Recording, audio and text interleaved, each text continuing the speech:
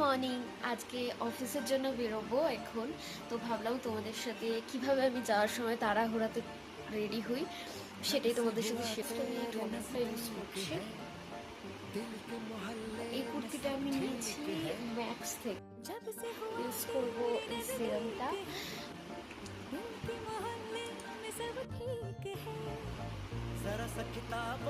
আমার একটা শেষ হয়ে যাওয়া মাস্কারা, সেটা দিয়ে আমি আইব্রোটা একটু ব্রাশ করে নিই।